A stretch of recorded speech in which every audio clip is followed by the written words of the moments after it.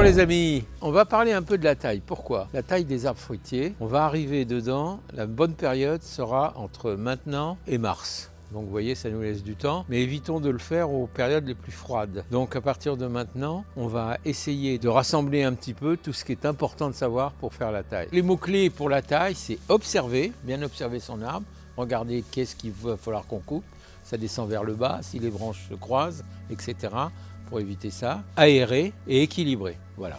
Donc une fois qu'on aura respecté ces principes-là, on aura une taille qui tiendra la route. Alors à quoi sert la taille déjà? Le premier objectif, c'est de leur donner une forme. Si vos arbres fruitiers ont moins de 8 ans, ce sera une taille de formation. C'est pour donner une bonne formation à vos arbres. Au-delà de 8 ans, ce sera une taille de fructification. Pour la taille, donner la forme, bien écoutez, c'est assez simple. On sait qu'on a 3-4 grands types d'arbres fruitiers. On va avoir les arbres fruitiers demi-tige, tige et fuseaux. Ça, c'est les 3 grands. Et puis après, on a les palmettes. Ce qu'on appelle les palmettes, c'est des U ou des doubles U qui ont été formés grâce à des coupes. On parle d'un sion. Alors, qu'est-ce qu'un sion? C'est juste une branche toute simple. Et cette branche, à force de la tailler, on va la tailler en U et puis après en double U. Enfin, mais ça, c'est plus complexe. Restons, si vous le voulez bien, sur les arbres les plus classiques et voyons ce qu'on doit faire. Alors, pour faire une bonne taille, dans un premier temps, il faut utiliser un outillage approprié, bien sûr. Pour couper les branches, on aura besoin d'un outil comme ça. On pourra couper les plus grosses branches. Si on a affaire à des brindilles ou des branches plus faibles, et pour la taille proprement dit, on utilise un sécateur. Voyez. Et puis si on a des branches beaucoup plus grosses, alors il existe des scies arboricoles ou des égoïnes comme ça. Donc là c'est pour les branches les plus grosses qu'on va vouloir couper. Donc on va utiliser ce type de scie. Alors si on n'est pas capable de faire une taille pour la fructification dès le départ, il faudra de toute façon aérer vos arbres parce que l'intérieur de l'arbre est toujours beaucoup trop fourni et donc l'arbre s'asphyxie un peu lui-même. Donc ça c'est très important de faire en sorte que ça puisse circuler, que la lumière passe bien partout. Il existe un leitmotiv qui dit, dans un arbre fruitier, quand il est taillé, un oiseau doit pouvoir le passer de part en part sans perdre une plume. Vous voyez, c'est juste l'image pour vous dire, ça doit bien circuler en long, en large et en hauteur. Donc ça, c'est les principes à ne pas oublier. Ensuite, la taille, vous pouvez vous renseigner sur différents sites internet parce que c'est pas ce qui manque. Bien sûr, il faudra utiliser des outils qui soient bien affûtés et bien désinfectés. Pourquoi désinfecter? Parce que quand on fait des coupes, on peut transmettre des problèmes, des maladies et ça, il faut l'éviter. Donc on désinfecte avec un peu d'alcool, on affûte bien ces outils pour qu'ils soient bien tranchants et qu'ils nous fassent des coupes bien nettes. Si on a des grosses branches à couper, sachez qu'on utilise la scie aiguille. Par en dessous, pas par-dessus, parce que si vous coupez la branche par-dessus, la branche va faiblir et tout d'un coup elle va tomber avec le poids de la branche et elle va vous blesser l'arbre. Donc on commence par en dessous, on fait ça, on fait une petite incision, un peu comme ça, et après on coupe par-dessus. Et quand on va arriver à la pré-entaille qu'on a faite, on aura une coupe nette. Et comme la coupe sera nette, ce sera quand même beaucoup mieux. Et après, on protégera toutes les plaies qu'on aura faites, parce que c'est des plaies quand même, les coupures qu'on a faites. C'est pas une obligation, mais sachez que c'est quand même utile. On met sur les plaies un mastic à greffer. Alors qu'est-ce qu'un mastic à greffer? C'est une petite pâte. Il y a des marques très connues comme le mastic L'Homme le Fort.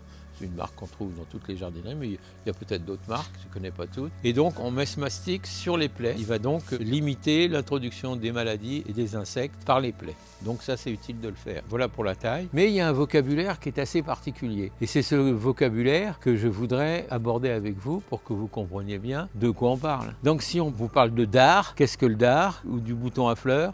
Alors le dard, comme vous pouvez l'imaginer, ça ressemble à un dard d'une guêpe ou d'un insecte.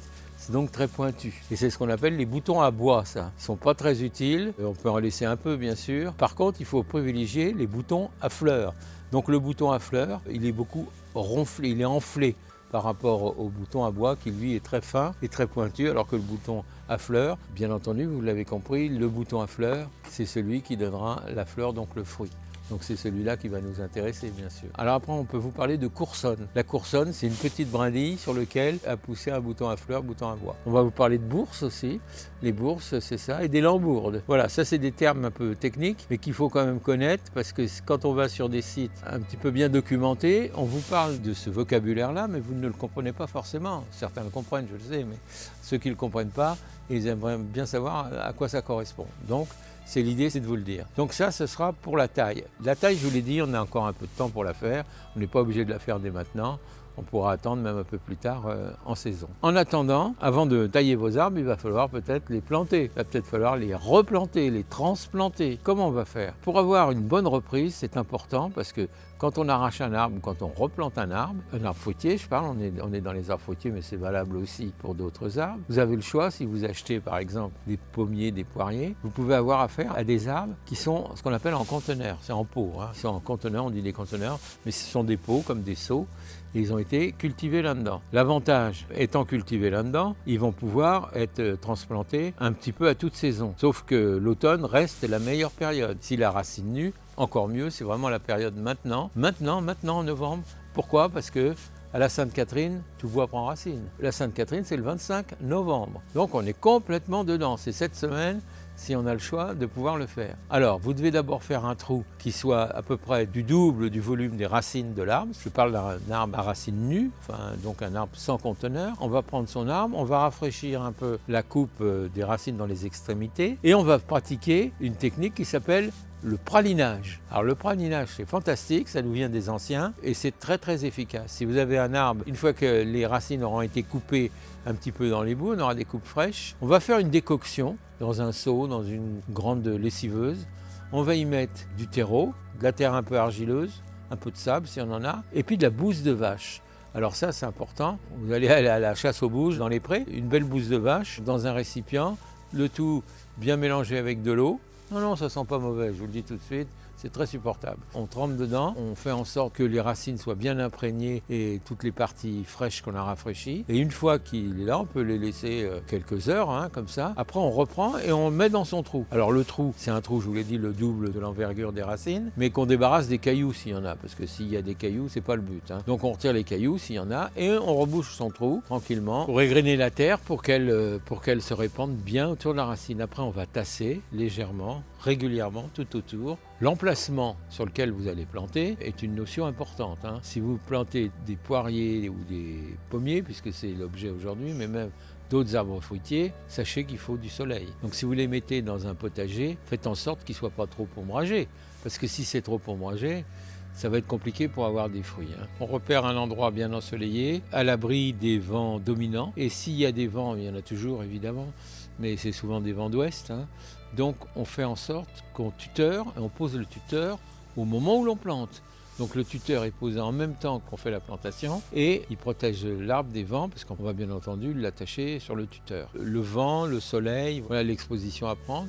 Le développement aussi, il faut savoir que ça ne devient pas énorme, mais il faut prévoir qu'il va se développer, qu'on puisse tourner autour. Il faut toujours se projeter dans l'avenir, dans quelques années, en se disant, bah oui, mais je l'ai planté là, on n'aurait pas dû, c'est trop près, on n'a pas réfléchi. Donc si, réfléchissons avant de faire.